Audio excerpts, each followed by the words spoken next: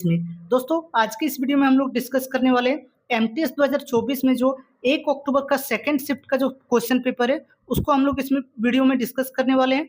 ये शिफ्ट देखे दोस्तों, जो रैंक मित्रा है उसमें टॉप 10 हार्डेस्ट शिफ्ट में ये था, तो इसमें बहुत ज्यादा नॉर्मलाइजेशन नंबर भी मिला है, लगभग 15-16 नंबर, इससे ज्यादा ही नंबर जो इस शिफ्ट में मिला है। तो इसमें जीके और इंग्लिश का जो पेपर है उसको हम लोग देखते हैं और कैसे जो है आपको सॉल्व करना है पेपर, ये चीजें भी हम लोग इस वीडियो में चर्चा करेंगे कि पेपर को कैसे सॉल्व करना है। इंग्लिश और जीके दोनों का 25-25 50 क्वेश्चन इस वीडियो में हम लोग डिस्कस करने वाले हैं। तो चलिए देखते हैं। जो पेपर है मैथ्स रीजनिंग को हम लोग अभी नहीं कर रहे हैं क्योंकि ये क्वालिफाइंग है, तो ये आराम से आपका हो जाएगा।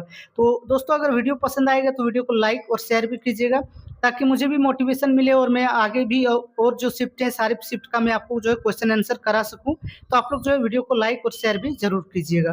तो चलिए देखते हैं। जो जीके का है पहले उसी को देखते हैं। सबसे पहले वो आपका हिस्ट्री से संबंधित है, तो ये क्वेश्चन जो है इसको देखते हैं। आर्यों का सबसे प्रिय देवता कौन सा था? ऑप्शन जो है उत्तर 3 होगा, इंद्र देवता। इन्हें जो दोस्तों पुरंदर भी कहा जाता था, तो ये याद रखिएगा। और ये दोस्तों युद्ध के नेता या फिर आंधी वर्षा एवं तूफान के जो है देवता थे इंद्र, जो सबसे पहले थे। दूसरे नंबर पे यहाँ अग्नि जो है, अग्नि आर्यों के सबसे प्रमुख दूसरे नंबर के सबसे प्रमुख देवता थे अग्नि, ठीक है। इन्हें मध्यस्थ के रूप में जाना जाता था। तो ये पहला क्वेश्चन हो गया। दूसरा क्वेश्चन अब हम लोग देखते हैं। दूसरा है सूक्ष्म वित्त माइक्रो फाइनेंस के संदर्भ में एसएचजी में एस क्या दर्शाता है? तो इसका जो फुल फॉर्म होता है दोस्तों हम लोग जानते हैं एसएचजी क्या होता है, सेल्फ हेल्प ग्रुप, ठीक है। तो ये एक इजी क्वेश्चन में ही आएगा। सेल्फ हेल्प ग्रुप आप लोग जानते होंगे, तो ये आपका होता है सेल्फ होगा। इसका ऑप्शन 1 जो है सही उत्तर होगा, ठीक है। तो ये हो गया दूसरा नंबर का क्वेश्चन। अब अगला क्वेश्चन देखते हैं, तीसरा नंबर का है। तो ये इजी टाइप से क्वेश्चन में रखेंगे दूसरा नंबर का। पहला भी इजी ही क्वेश्चन है, ठीक है। तो 2 इजी क्वेश्चन यहाँ पर देखने को मिला है। तो तीसरा नंबर का क्वेश्चन देखते हैं। इसमें क्या है, steel authority of India limited यानी कि सेल जो है एक किस प्रकार का उद्योग है? तो ये सार्वजनिक क्षेत्र का उद्योग है, यानी कि पब्लिक सेक्टर का इंटरप्राइजेज है। तो जो आप ऑर्गेनाइजेशन हो या फिर कोई भी आपका इंडस्ट्री हो, वो अगर गवर्नमेंट के अंडर में होता है तो उसको हम लोग पब्लिक सेक्टर इंटरप्राइजेज कहते हैं या फिर सार्वजनिक क्षेत्र का उद्यम कहते हैं। तो ये भी एक इजी टाइप से क्वेश्चन है। ये आपका ऑप्शन 1 जो है सही होगा। अगला देखते हैं। ये करंट अफेयर्स है, तो ये आप अगर पढ़े होंगे करंट अफेयर्स तो आपको जो है बन जाएगा। 2023 में करंट अफेयर्स पूछा है, सितंबर 2023 से। तो यहाँ पर पूछा गया 9वें ब्रिक्स संसदीय मंच में भाग लेने के लिए संसदीय प्रतिनिधि मंडल का नेतृत्व निम्नलिखित में से किसने किया? तो भारत की तरफ से जो है नेतृत्व किया था हरिवंश नारायण सिंह ने। तो ऑप्शन 1 इसका जो है सही उत्तर होगा। तो ये करंट अफेयर से जो पढ़े होंगे वो बता देंगे ये, बाकी ये नहीं आता होगा तो फिर आपको जो है छोड़ना पड़ेगा। अगला क्वेश्चन देखते हैं। 5वां नंबर का क्वेश्चन है, गैर ध्रुवीय अणुओं में डैश होता है? तो ये ताक्षणिक, द्विध्रुव, आघूर्ण होता है, जो नॉन पोलर मॉलिक्यूल्स होते हैं उसमें। तो ये क्वेश्चन हो गया 5वां नंबर का। अगला क्वेश्चन देखते हैं। ये भी करंट अफेयर से संबंधित है और ये फेमस था करंट अफेयर्स, तो इसलिए यहाँ से जो है पूछा गया है। तो 6ठा नंबर का क्वेश्चन देखिए। इसमें पूछा गया कि भारत में जो पहला फॉर्मूला ई रेस हुआ तो उसका नाम क्या हुआ? ये तेलंगाना में आयोजित हुआ था, तो इसका नाम था 2023 ग्रीनको हैदराबाद ई प्रिक्स, ठीक है। The 2023 Greenko Hyderabad E prix हुआ था, जो पहली बार हुआ था, तो इसलिए यहाँ से करंट अफेयर्स में पूछा गया है। तो करंट अफेयर्स देखें तो इसमें लगभग सही पूछा गया। 2023 सितंबर अक्टूबर से पूछ रहा है, तो लगभग 1 साल पिछला जो करंट अफेयर्स वो सब पूछ रहे हैं। अगला जो आपका 7वां नंबर का क्वेश्चन है उसको देखते हैं हम लोग। तो 7वां नंबर का क्वेश्चन जो देखिए साइंस से है, तो इसको अभी हम लोग जो है डिस्कस करते हैं। इसमें पूछा गया है दोस्तों कि निम्नलिखित में से कौन सा जो है कृत्रिम सूचक का चयन करे, ठीक है, जो सिंथेटिक इंडिकेटर है। तो इसमें देखिए मिथाइल ऑरेंज या फिर मेथिल ऑरेंज होगा। ये तो एक आसान क्वेश्चन है। इसमें देखिए हल्दी तो है, ये तो क्या होगा, नेचुरल है हल्दी भी। गोभी का रस हो गया तो ये भी नेचुरल होगा। लिटमस भी, ये भी नेचुरल इसलिए क्योंकि इसको जो है हम लोग लाइकेन से प्राप्त करते हैं, लाइकेन नामक पौधा से, तो ये भी नेचुरल हो जाएगा। मेथिल ऑरेंज जो है आपका सिंथेटिक हो जाएगा। तो ये साइंस से संबंधित सवाल था।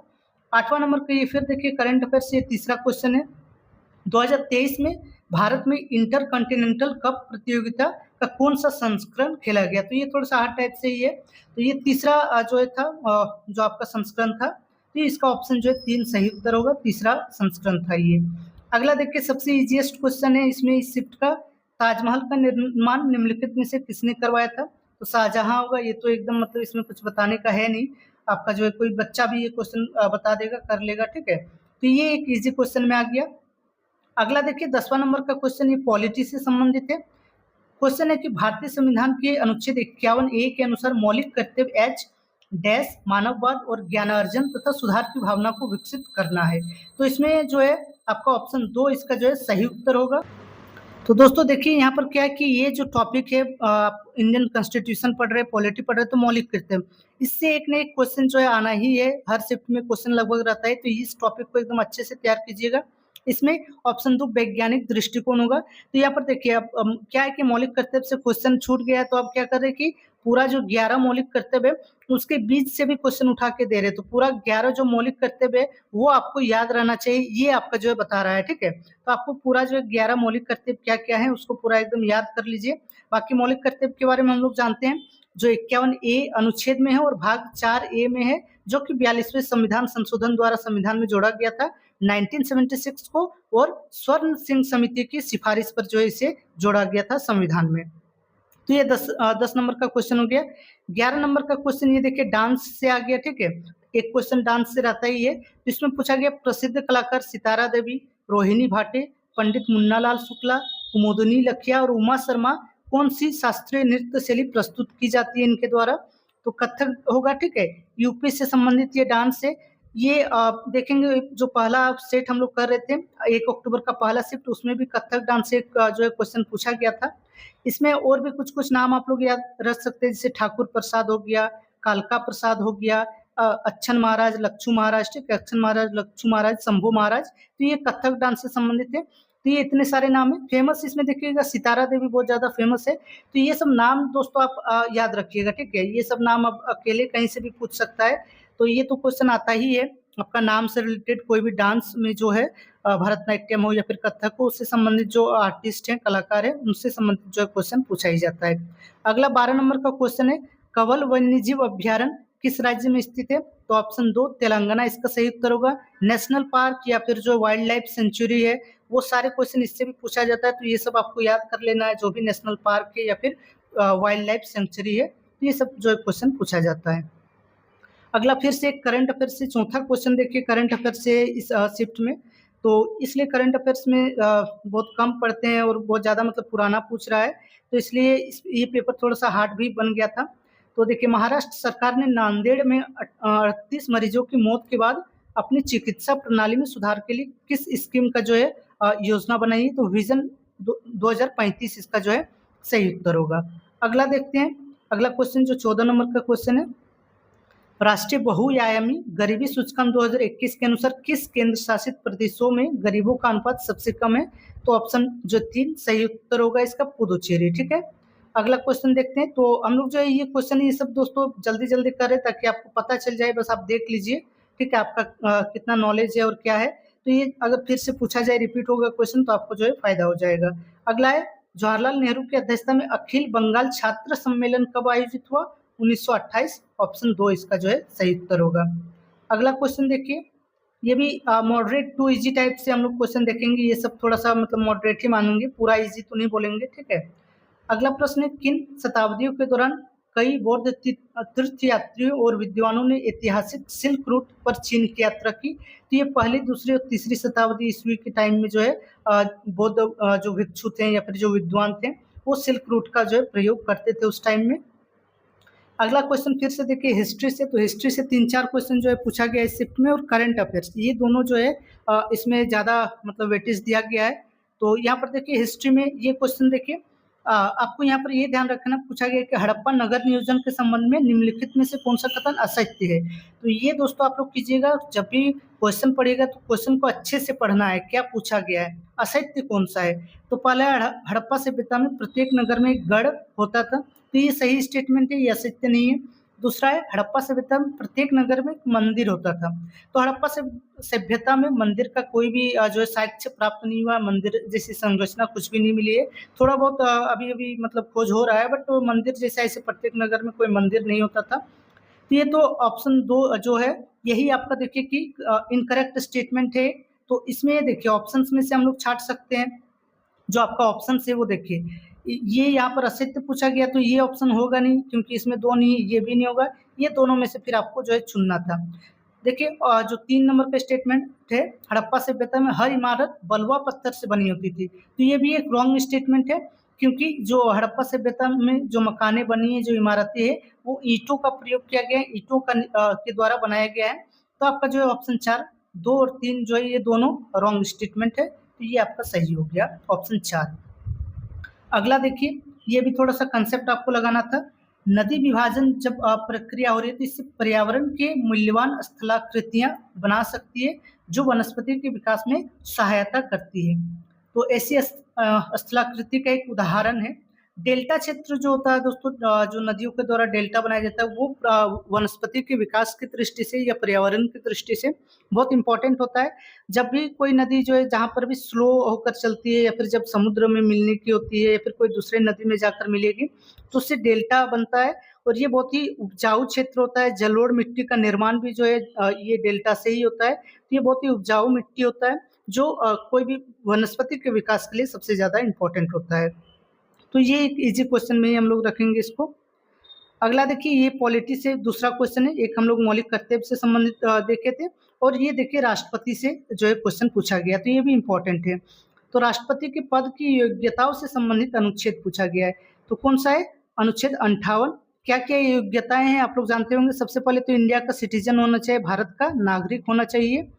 दूसरा देखें तो आयु जो है कितना वर्ष होना चाहिए? 35 ईयर्स जो है होना चाहिए आपको राष्ट्रपति बनने के लिए।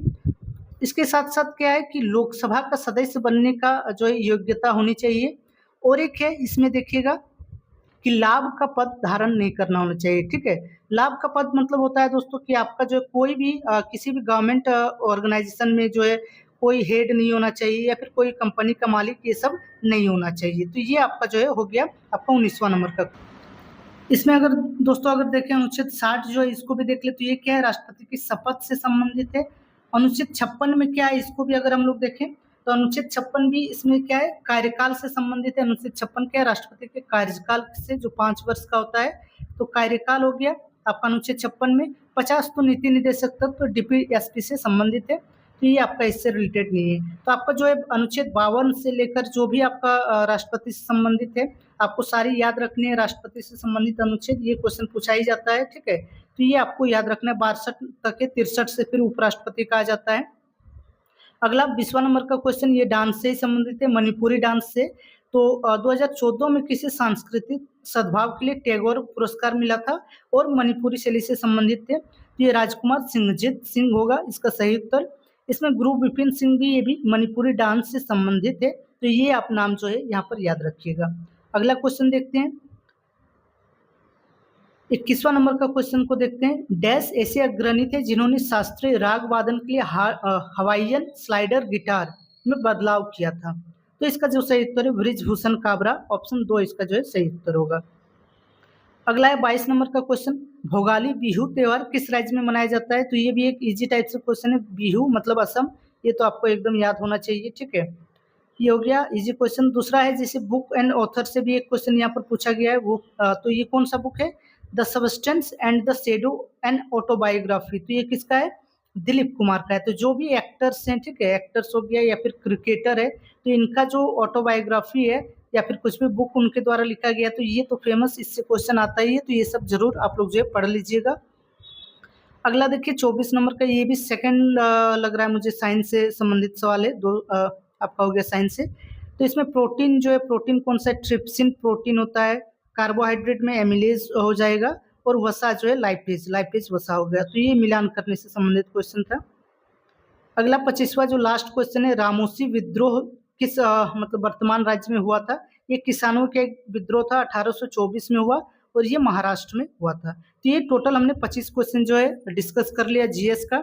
और ये दोस्तों देखा जाए तो इसमें लगभग आपको जो 15 क्वेश्चन तक बना सकते थे। 15 क्वेश्चन आप इसमें कर लेंगे तो बहुत ज़्यादा अच्छा मतलब हो जाएगा, क्योंकि ये एक हार्ड शिफ्ट है। आप देखिएगा रैंक मित्रा में भी, तो इसमें लगभग जो है 15 या फिर 14 क्वेश्चन सारे मतलब कट करके आप करेंगे।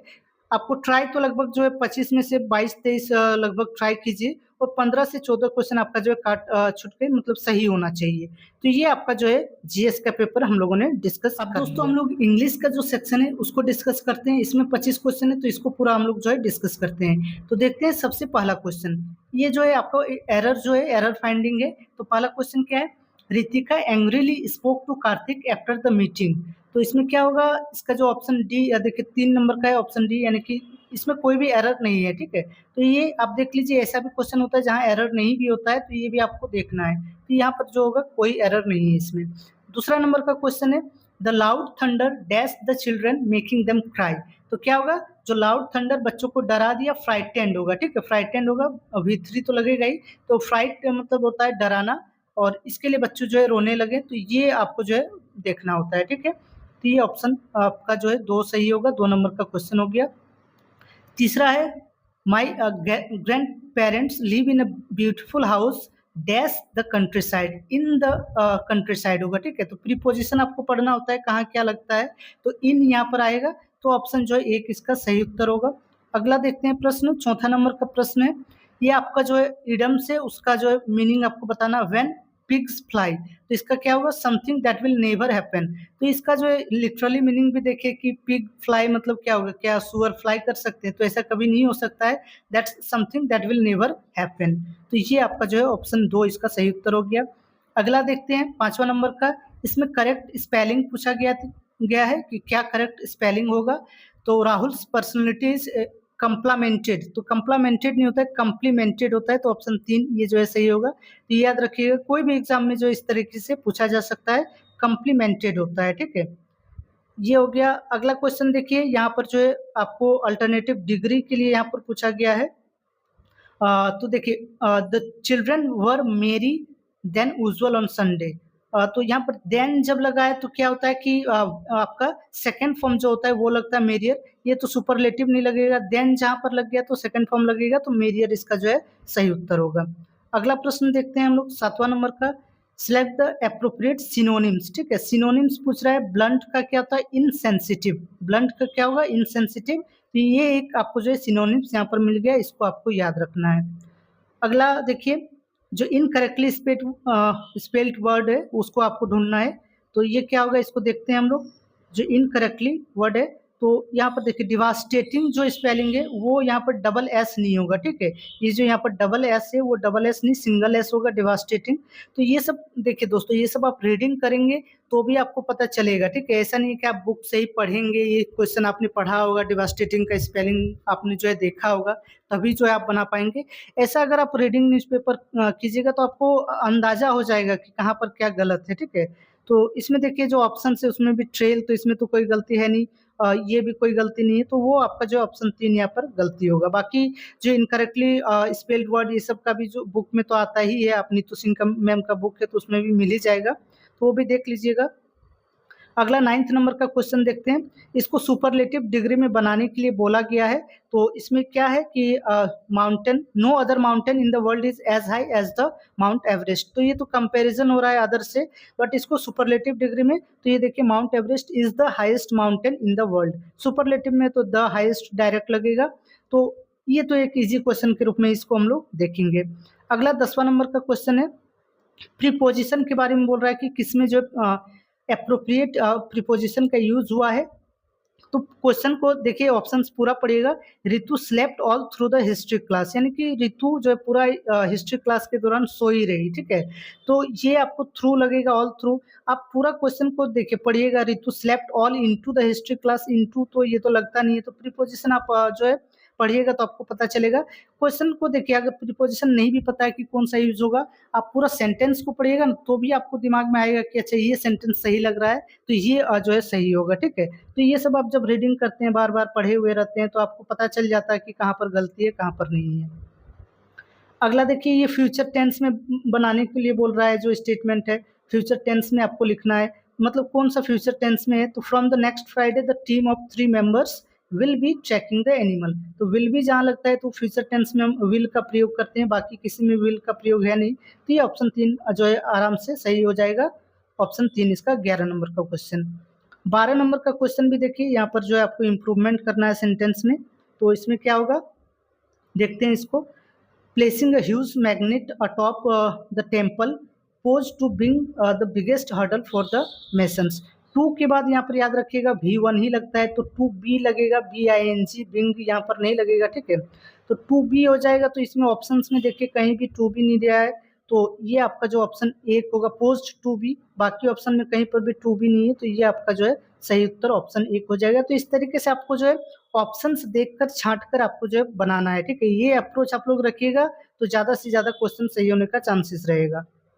अगला देखते हैं, they looked out the matter and found the root cause of the problem. तो लुक्ड आउट नहीं होता है, लुक्ड इनटू द मैटर। उन्होंने जो मैटर है उस पर देखा और मतलब जो मिला उसका रूट कॉज पता चला। तो लुक्ड इनटू होता है, लुक्ड आउट मतलब बाहर कहीं सर्च करना, बाहर जाना, ठीक है? ऑपरेशन लुक्ड आउट नोटिस जैसे जारी होता है, तो ये सब होता है। तो looked into the matter, matter में उन्होंने जो है देखा, तो ये आपका जो है सही उत्तर होगा। अगला 14 नंबर का क्वेश्चन है, ये भी देखिए इजी क्वेश्चन है। The farm cattle is grazing in the field when the tiger attacked. तो ये टाइगर अटैक्ट जब अटैक्ट किया, मतलब वॉज होगा, यहाँ पर इज नहीं होगा, ये पास्ट टेंस में है, तो इज ग्रेजिंग गलत है, वॉज होना चाहिए। ये आपका जो है फर्स्ट शिफ्ट में भी इस तरीके से क्वेश्चन था 1 अक्टूबर का, तो ये आपका जो है ऑप्शन 2 सही हो गया। अगला देखिए, अगला भी ये आपका सिनोनिम्स पूछा है ना, सिनोनिम्स से कि एंटोनिम्स पूछा हुआ है, ठीक है? तो इसको देखते हैं हम लोग। किसका एंटोनिम्स इसमें दिया नहीं हुआ है, ठीक है? लेकिन स्टिफनेस ये एजिलिटी का ही पूछा है। एजिलिटी मतलब होता है बहुत ज़्यादा उत्साहपूर्ण होना, बहुत ज़्यादा एक्टिव होना, तो ये स्टिफनेस इसका जो है ऑपोजिट होगा, एंटोनिम होगा। तो ये आपका ऑप्शन 3 जो है इसका सही है, ठीक है? अगला कुछ अगर दोस्तों गलती लग रहा होगा, कुछ मैं गलत बता रहा हूँ तो वो भी देख लीजिएगा, आप बता दीजिएगा। अगर कुछ आपको लग रहा है कि यहाँ पर गलती है सर, तो कमेंट करके आप बता सकते हैं, ठीक है? सिनोनिम्स पूछा है विंडिक्टिव का, तो ये रिवेंजफुल बदला लेना होता है विंडिक्टिव का, तो ये आपको जो है सिनोनिम्स ये आपको याद रखना है, ठीक है? ये हो गया। अगला देखते हैं, एंटोनिम्स पूछा गया एनिमिटी, ये भी तो बहुत अच्छा मतलब इजी क्वेश्चन है। एनिमिटी मतलब शत्रुता रखना होता है। एंटोनिम्स पूछा गया तो फ्रेंडशिप हो गया, दोस्ती हो गया, ठीक है? अगला भी ये भी जो इडम्स है, ये भी दूसरा इडम्स है, इजी है इसमें। एप्पल ऑफ वन्स आई, आंखों का तारा किसी का होना, तो ये क्या वेरी प्रीशियस होना, बहुत ही कीमती चीज होना, तो एप्पल ऑफ वन्स आई, ठीक है? तो ये हो गया आपका 19वां नंबर का क्वेश्चन। फिर से जो इनकरेक्टली स्पेल्ड वर्ड पूछा गया है, तो इनकरेक्टली देखिए दोस्तों, ये आप कितना भी पढ़ लीजिएगा, पढ़ने से ज़्यादा ये होगा कि आप कितना रीडिंग कर रहे हैं, ये भी ज़रूरत है। आप इनकरेक्टली स्पेल्ड वर्ड कहीं पर बुक में पढ़िएगा तो आपको वहाँ पर 500-400 दे देगा, उसको आप जो है कर लीजिएगा। तो ऐसा नहीं, आपको रीडिंग करना है। इंडिविजुअलिटी में यहाँ पर आई जो है ये नहीं आएगा, ठीक है? ये आई नहीं होगा, ये होगा, सॉरी, ये वाला जो आई है डी के बाद जो आई है वो नहीं होगा। तो इंडिविजुअलिटी का स्पेलिंग यहाँ पर गलत दिया हुआ है। बाकी यूनिक तो सही है, आर्टिस्ट भी सही है, टेक्निक भी सही है। ये भी देख लीजिए, ये पूछ सकता है अगला एग्जाम में, तो टेक्निक का जो स्पेलिंग होता है उसको एकदम याद रखिए। अगला फिर से जो है एंटोनिम्स पूछा गया है, ये है एक्सुबेरेंट। एक्सुबेरेंट मतलब होता है बहुत ज़्यादा एनर्जी, एकदम उत्साहपूर्ण, और इसका जो एंटोनिम्स होगा रिप्रेस्ड, मतलब एकदम दुखी वाला जो चेहरा है उस तरीके से। ये जॉय और खुशी बहुत एनर्जेटिक होता है। यूफेरिक मतलब भी बहुत ज़्यादा जो है आप उत्साहपूर्ण होते हैं तो बोलते हैं। तो ये 20 क्वेश्चन हमने देख लिया इधर। 5 क्वेश्चन जो है आपका ये क्लोज टेस्ट इसको बोलते हैं, कंप्रहेंशन है, तो इसको मैं अभी कर नहीं रहा हूँ। इसको दोस्तों आप लोग देखिए, ये जो क्लोज टेस्ट बनाने का सबसे अच्छा तरीका है कि आप इसका ज़्यादा से ज़्यादा प्रैक्टिस कीजिए और रीडिंग करते रहिए, ठीक है?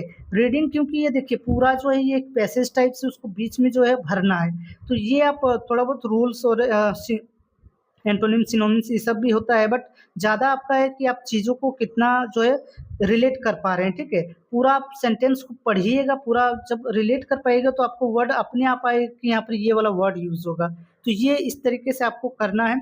बाकी इसको हम पूरा अभी कर नहीं रहे हैं, ठीक है? तो इसको आप लोग देख लीजिएगा। तो आज के वीडियो में दोस्तों इतना ही है। वीडियो अगर पसंद आ रहा होगा तो वीडियो को लाइक कर दीजिएगा, और चैनल में अगर नए हैं दोस्तों तो चैनल को सब्सक्राइब कर लीजिएगा। चलिए फिर मिलते हैं अगले वीडियो में, तब तक के लिए आप सभी का धन्यवाद।